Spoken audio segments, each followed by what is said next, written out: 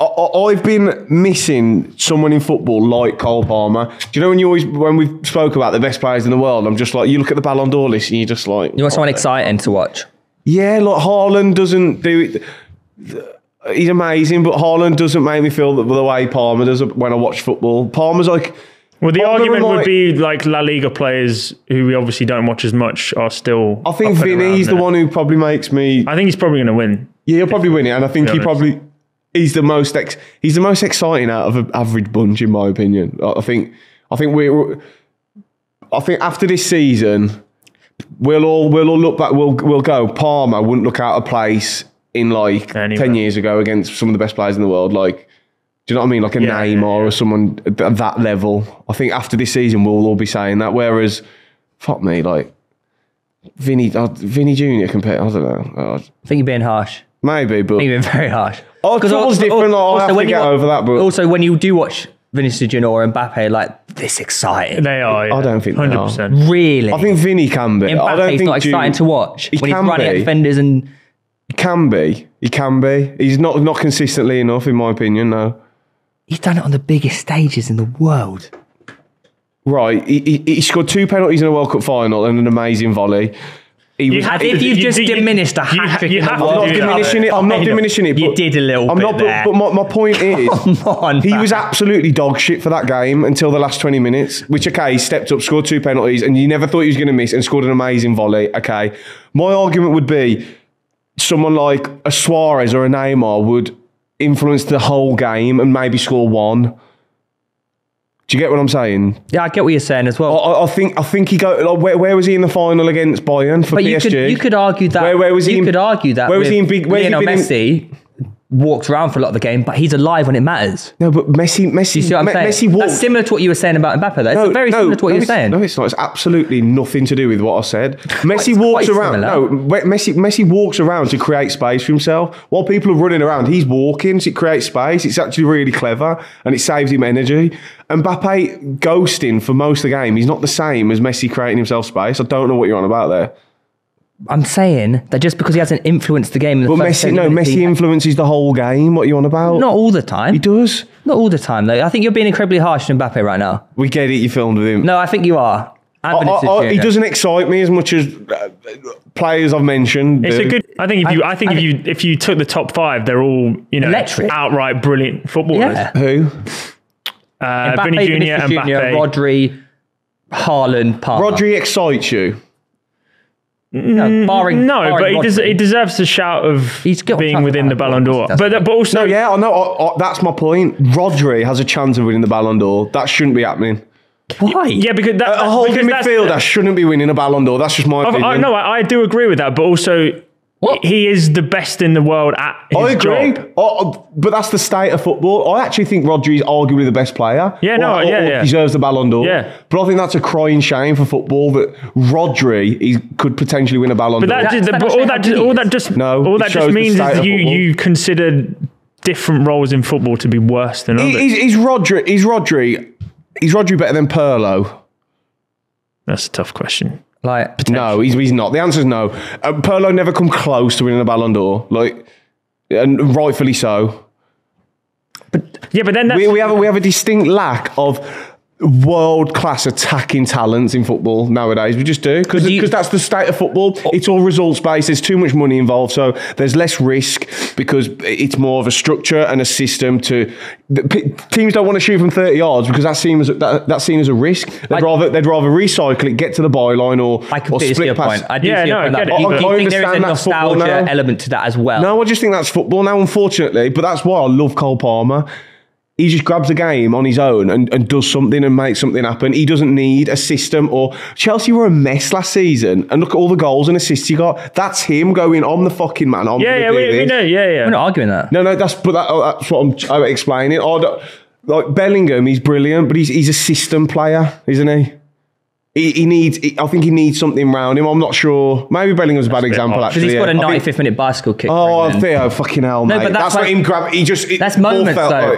So really, you have an issue with the competition because it gravitates towards players that are heavily involved in contributions. I understand now. Football is very different. It's all about results, and it's all about the team. numbers. I get that. Yep. But that's not exciting to me, though. I don't find Haaland exciting. I don't really find Bellingham that exciting to watch. I think he's quite... You don't find Haaland exciting to watch, really? No. Really? Did you watch him the weekend? Was that what was exciting about that? One game.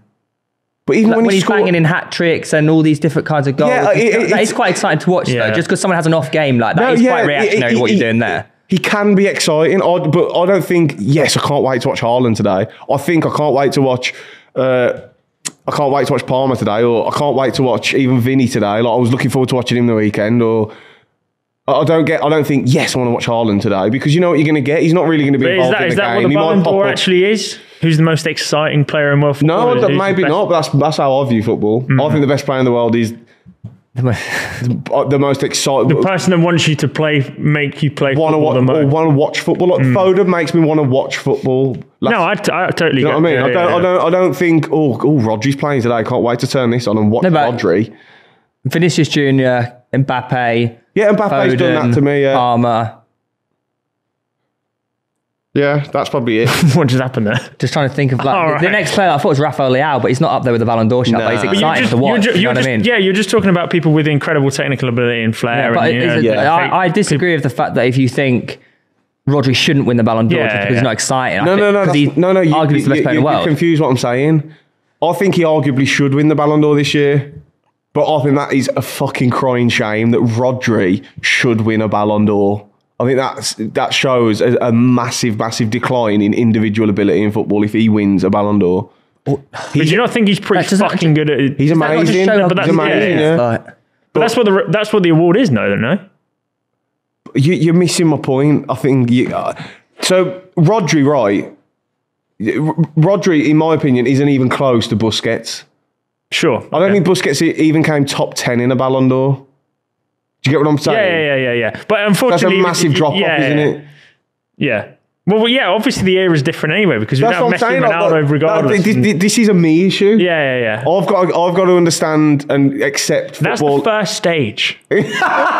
So, well done. But I'm just giving my... Look, I understand most people are going to disagree with me. Do you think Cole Palmer will win a Ballon d'Or before he retires? Definitely. I think he'll probably win it next year. Seriously? Yeah. Do you think... I think he's going to... See, this is what annoys me.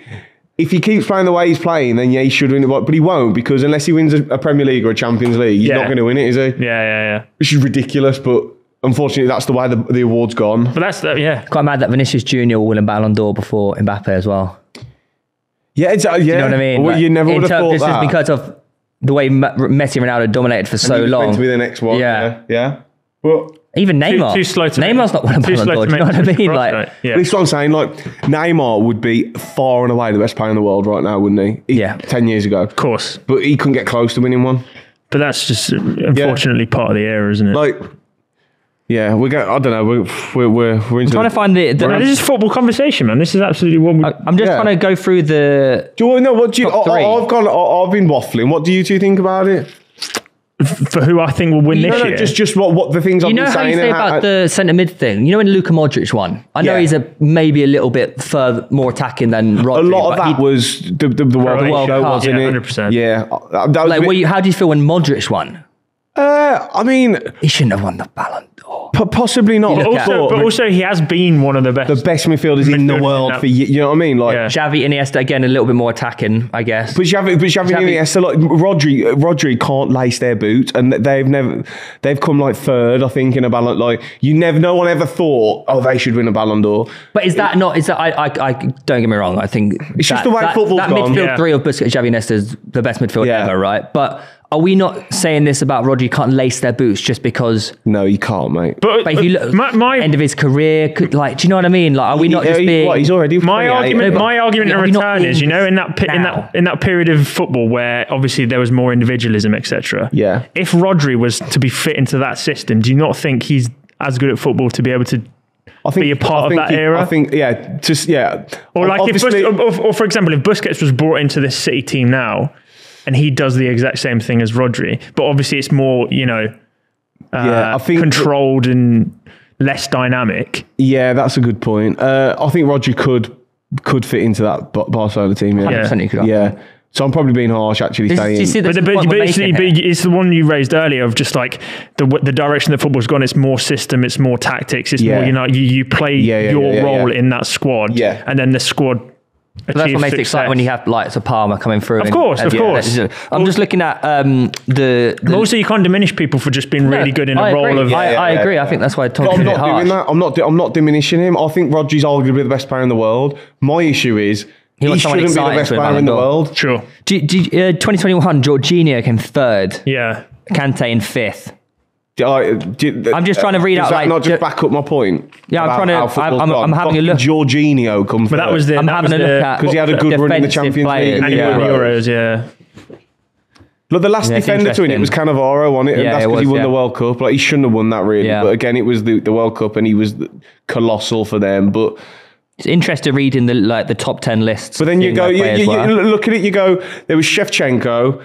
Then you got Nedved, when Henry should have won it. And then Kaká, Ronaldinho. This was then Messi and Ronaldo. Like, these are players who get you off your seat and like excite you and make you want to watch football and play football. And I feel sorry for kids nowadays watching footy.